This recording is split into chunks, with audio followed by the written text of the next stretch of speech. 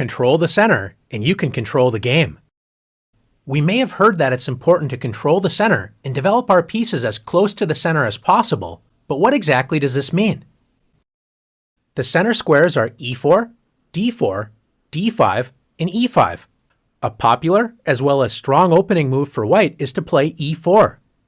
White moves a pawn directly in the center, controlling the d5 and f5 squares in black's territory, and it also opens up lines for white's light-squared bishop and queen to quickly enter the game. A good response for black is to play the same move, e5.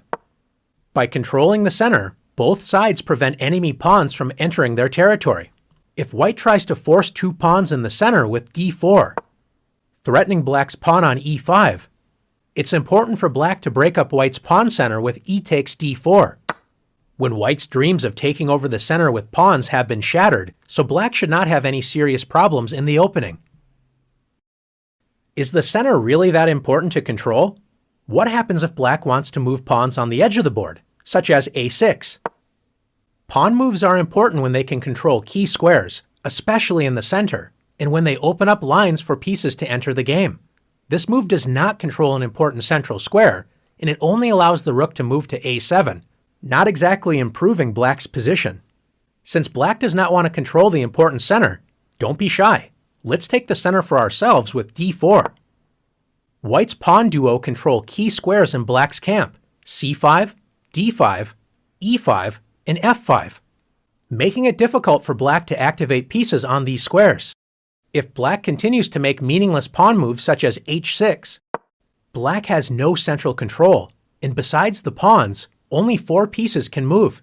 The knights, which were already able to move at the start of the game, and each rook only has 1 square. Not a good start to the game for black. White's pieces, on the other hand, enjoy great freedom. White's queen and 2 bishops enjoy open lines, and white's knights are ready to jump into the game with a move like knight f3. What happens if black wakes up from a deep sleep and decides to start developing pieces toward the center with knight to c6? Pieces need pawns in the center so they are not constantly attacked. Since black does not have a pawn on d5, white can simply march forward with d5, grabbing space and attacking black's knight, forcing it to waste time by moving again. Black should admit the mistake and retreat the knight, but instead decides to move the knight to the edge of the board with knight a5. Most pieces do not like being on the edge of the board, and the knight is especially weak as it only controls 4 squares. Compare this to white's knight on f3. It controls 8 total squares, twice as many squares as black's knight on a5 controls. More importantly, black's knight doesn't have any safe squares, so white can attack this poorly placed piece with b4. If black does nothing, white will simply win a piece. So after knight c4, black's knight has already moved 3 times, and white can now develop a piece and win the knight with bishop takes c4. Black is in serious trouble, but should at least try to prevent white's central pawns from advancing with d6. Instead, black plays knight f6. Knights love to be close to the center of the board, but you have to prevent enemy pawns from attacking them. Since black has not controlled the center with pawns, how can white gain space and attack black's knight? That's right, once again by advancing a center pawn with e5. Black should once again retreat the knight, admitting another mistake, but decides to lunge forward with knight g4. Notice most of black's escape squares are controlled by pawns.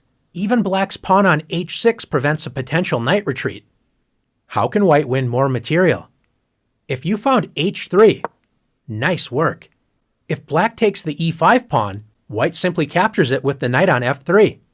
If black plays knight takes f2, at least grabbing a pawn before losing the knight, white should not be afraid to move the king. Let's win material with king takes f2.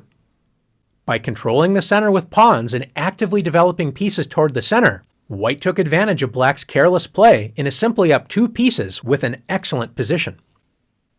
Now it's time to practice taking over the center in the challenges.